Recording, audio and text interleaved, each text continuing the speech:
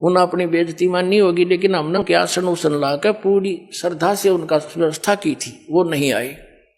2 channel book रखे थे, साधना और जी जागरण, और 4 घंटे सत्संग दोनों पर रिले हुआ। नहीं आए कोई बात नहीं, हमारा दुर्भाग्य था। अब दया करी परमात्मा ने, सद्बुद्धि दी इस साधना चैनल वाले पुण्यात्माओं को। पुण्यात्माओं, धन है ये साधना चैनल जिसने इतना मदद करी हमारे इस परमात्मा के ज्ञान को आप तक पहुंचाने में। जिस भी चैनल पर चलाओ थे, तीसरे दिन हाथ खड़ा कर लेते, क्यों धमका दे इनको दूसरे, क्यों उनकी पोल खुल रही थी सबकी। ये आपके शत्रु हैं, मित्र नहीं है। सन 2003 में आस्था चैनल पर चला था हमारा प्रोग्राम, 6 महीने चला था, और सबके में आलण लग गया था। इन नकलियों को पता लग गया, इन्होंने तुरंत उसको धमका डरा कर बंद करवा दिया। हमने सिर पटक लिया, किसी चैनल वाले ने चलाया नहीं। फिर कुछ दिनों के बाद ये साधना चैनल नया नया खुला था, इस पर कोई गाहक नहीं था, हमने कोई ऑर्डर नहीं था, हमारा नो जोड़ बैठ गया। तो इसने मुंह मांगे पैसे भक्ता ने दिए इसको, और ये चलाएगा। मालिक की दया है, लीला तुसी की। पहले इसका कवरेज बहुत कम थी, तो उस क्षेत्र के लोग खूब परिचित हुए। थोड़ी देर तक गालम गाला हुए, मारे गए फोन पे भी गालियां दें, क्या बकवास कर रहे हो, बंद करो इसको। तो बड़ा संघर्ष के साथ निकल के ऊपर आए हैं पुण्यात्माओं। और अब जो भी सुना इस प्रोग्राम को, आंखों से आंसू गिरते हैं। कहाँ छुपी थी ये सच्चाई, कहाँ भूले बैठे थे हम भगवान को, आसपास भी नहीं थे दाता के। पहले जब भी हमारा ये सत्संग शुरू होता था साधना चैनल पर, और 10-20 फोन आ करते गाली देने वालों के, तुम क्या बकवास कर रहे हो, तुम ब्रह्मा विष्णु महेश के माता पिता बता रहे हो। ये भगत कहा करते, जी ऐसे हो रहा, माँ भी चलने दो, तुम बोलियो ना, भला बुरा सबका सह लो, आन दो टाइम। भगवान का बोला शब्द है, कोई मेरा अपना कहा हुआ थोड़ा। ये प्रमाणों को देख देख कर सबके बुद्धि सेंटर में आ गई, भाई सच्चाई तो ये है। तो इसी आधार से इन शंकराचार्यों से इन्होंने जाके इंटरव्यू लिया, बड़ी मेहनत करी, और फिर उसको चलाया दास ने। फिर उनकी धोती सी धोती सारे की कख नहीं पाया। अपने आत्माओं, एक इंटरनेशनल स्तर के चैनल है दोनों, जी जागरण और ये साधना। डिश टीवी पे यू चल है, एयरटेल पे यू, और बाकी बहुत स्थानों पर केबलों पर आता है। और सब पे आध्यात्मिक ज्ञान चर्चा चला दी, और उनके मुंह में जबान नहीं रहा, सदमा सा हो गया सबके, सांस नहीं काटते। बोलो बताओ, या तो मैं गलत कह रहा हूं तो बताओ, ग्रामपाल गलत कह रहा है बताओ कितने फ्यूज हो गए वो सारे।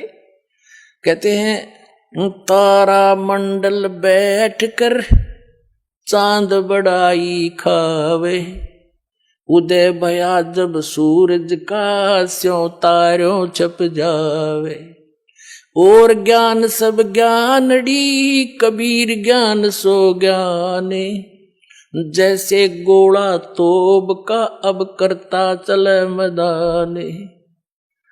अब ये सब मैदान छोड़कर भाग गए जितने संत हैं, बोलते क्यों ना, जवाब दो।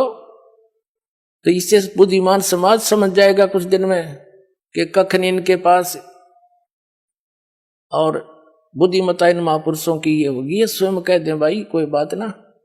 देखो वही सदग्रंथ है जिनको मान्य मानते थे, उन्हीं में प्रमाण दास ने दे दी। ये सच्चाई है तो इन्होंने भी कहना चाहिए इस बात को।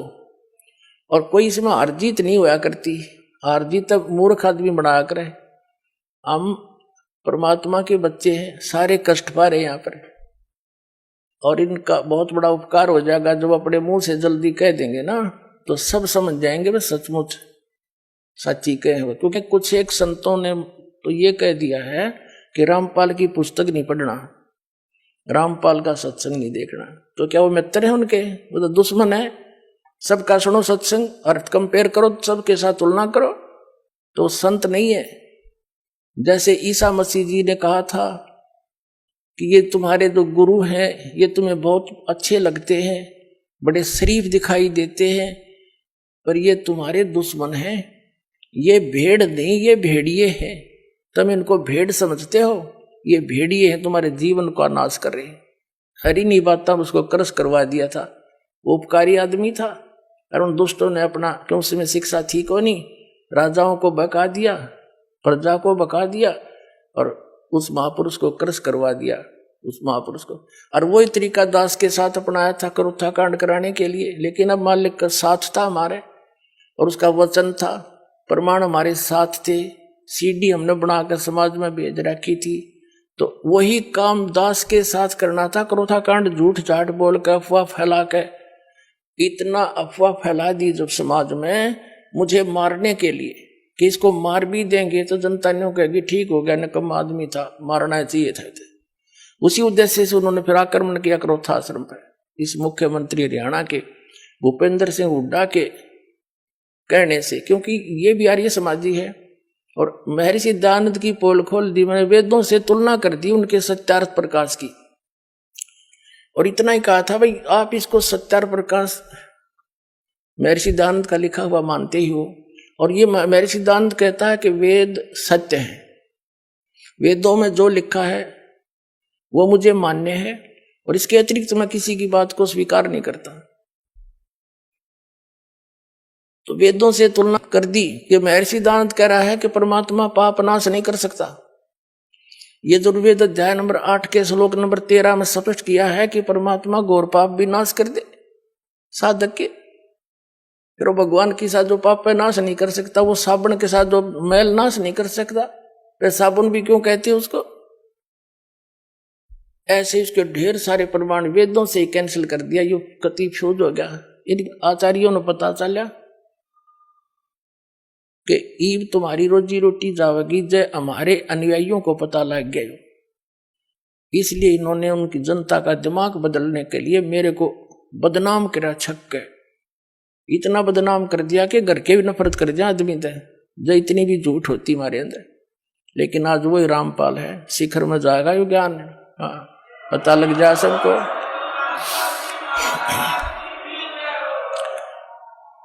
तो ये अब ये सफल नहीं हो सके। एक तो साथ कबीर समरस शक्ति हमारे है और हम कति सारी साची और प्रमाणित बता रहे हैं, जिस कारण से ये ईब सांस घोट कर बैठ गए, बिरानी क्वित पहुंच गए, आसपास भी नहीं है। आसपास का मतलब है जैसे आदमी के बारे में कोई बात कही जाती है तो उत्तरते देवे अन्यों कह देवे रामपाल ने या झूठ बोल दी, तो हम फिर उसका दोबारा उत्तर दें भाई नहीं देखो ये प्रमाण है, ये ठीक हो।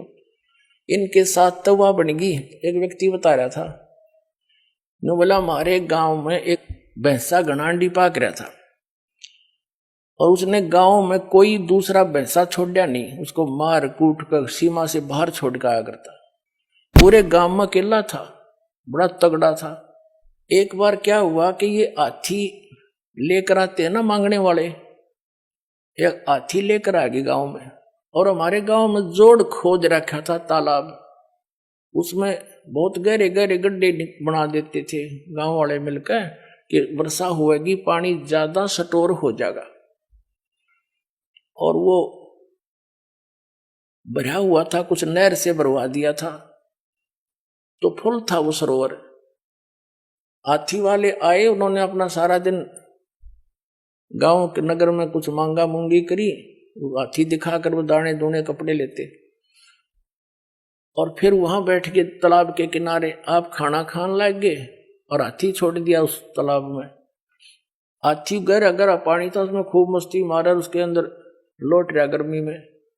हाथी का थोड़ा सा सिर दिख है और सूंड थोड़ी सी दूर इतना दिख है। वो जोटा आ गया भैंसा पानी पीने के लिए दोपहर में।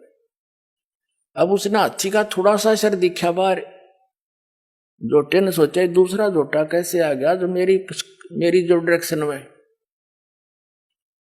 वो बता रहा था कि वो जोटा चला पानी में उस हाथी की तरफ, तो किसको मारूं टक्कर, अब इस करूं ठीक। हाथी ने भी देख लिया कि वो आ गया तेरे निकट। हाथी उस बाहर निकला, उस खड्डे से एकदम बाहर खड़ा होगा और जोटा नो देखा और उसके मुंह पर मारा पानी, फुर्र सूंड में भर रखा था। उन्होंने बताया था कि वो जोटा वहां से दौड़ा था सपेट को सुती स्पीड से और 3 किलोमीटर 4 किलोमीटर हमारी सीमा है दूसरे गांव की। उस सीमा ते पार जाकर उसने पीछे मुड़ के देखा तो और गांव के लोग नो पूछे नो देखे कि भाई इसका कोई पीछे भी नहीं लग रहा। और यू इतना होता बाज